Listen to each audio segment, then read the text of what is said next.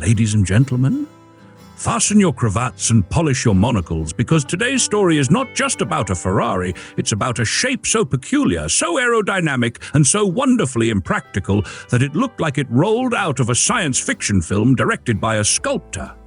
It was built for speed, designed by a man who used to think in the language of wings, and raced by a textile heir in a brown, double-breasted suit. It was nicknamed the Egg. But this was no soft-boiled breakfast ride. This was a Ferrari meant to crack the competition wide open.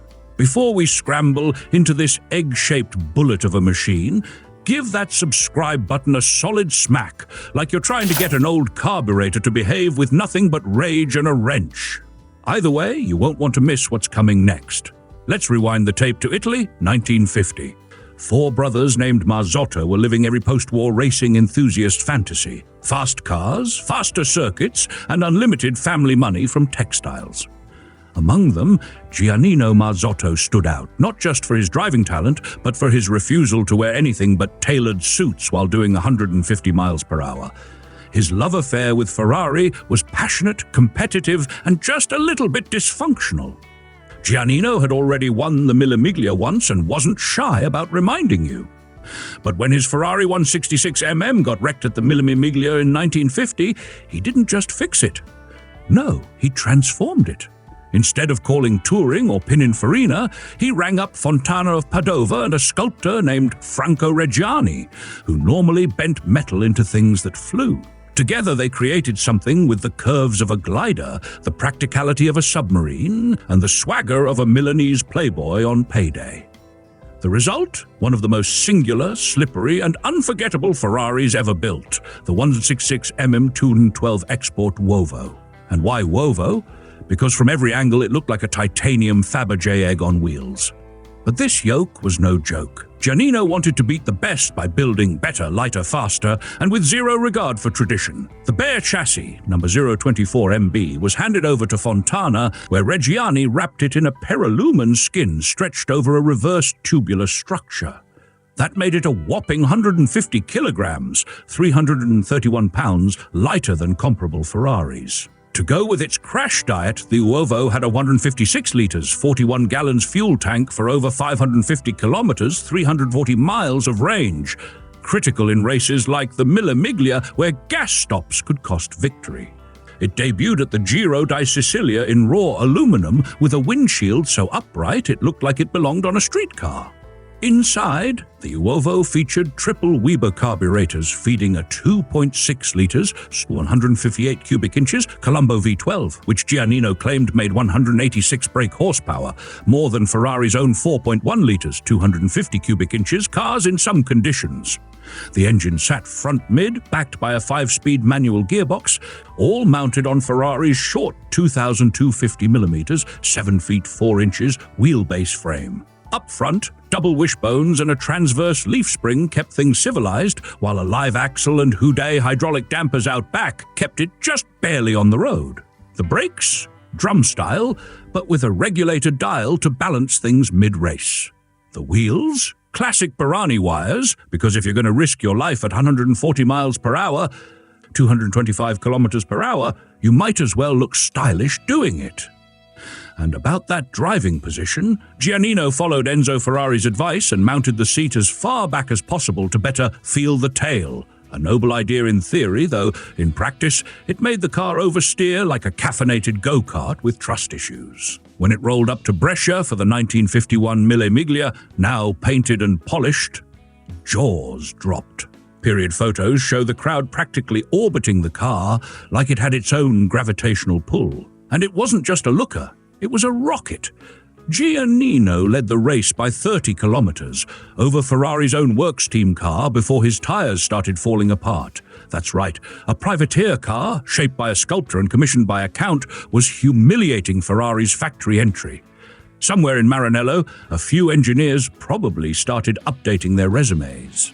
The Uovo never won the Mille Miglia, but it came close, and it did take first overall at the 1951 Coppa della Toscana and the 1952 Trento Bondone Hill Climb. By 1953, the car was shipped to Mexico for the Carrera Panamericana, but it never ran. It ended up in California, owned by newspaper publisher Ignacio Lozano, who raced it at Torrey Pines, Pebble Beach, and Willow Springs in 1954. Not bad for a car that looked like it should be parked outside a modern art museum. In the decades that followed, the Uovo passed through a string of passionate hands: Pete Lovely, Dave Andrews, Harvey Schaub, and finally collector Jack Dugan, who shipped it to England for restoration just in time for the 1986 Mille Miglia retro event. After a second appearance in 1987, it was acquired by a new owner who returned it to Italy, where it became a star attraction at Ferrari's 50th anniversary in 1997, the Marzotto family gathering in 2013, and the Museo Enzo Ferrari in 2014. The wooden scale model used by Reggiani in the design process was even tracked down and reunited with the car, because some people collect stamps and others collect history.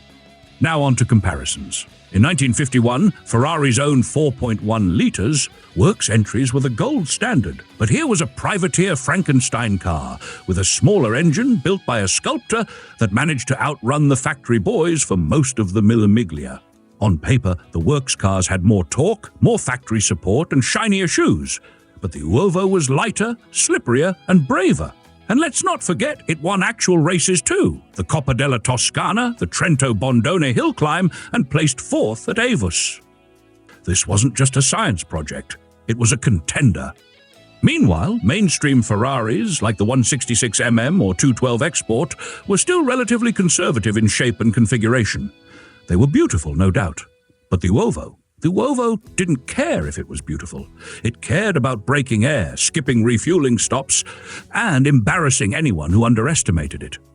If Enzo Ferrari ever had a moment of private admiration for something outside the factory, it might have been when this thing passed him with 30 kilometers of smug distance. Now about that price tag.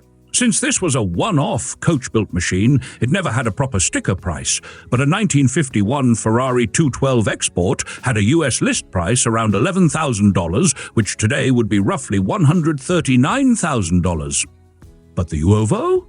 It didn't sell like a regular car.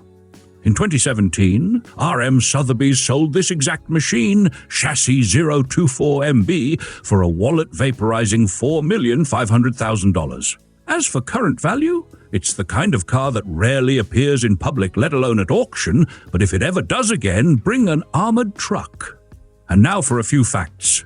Its windshield, upright and made of crystal, was praised for being reflection-free, unless it rained, in which case you just had to drive fast enough for physics to do the wiping. One period photo shows the world's tiniest wipers trying their best, like a chihuahua guarding a bank vault. And the interior? Spartan. If you wanted climate control, you opened your mouth and screamed into the wind. And if you're lucky enough to see it in person, at Salon Privé or Modena or whatever billionaire's garage it currently hides in, remember, you're looking at a sculpture that outran logic and nearly outran the factory. Big thanks to all our channel sponsors, especially those of you who hit that little join button and decided to support us with real human currency. You keep the lights on, the oil warm, and the nonsense flowing.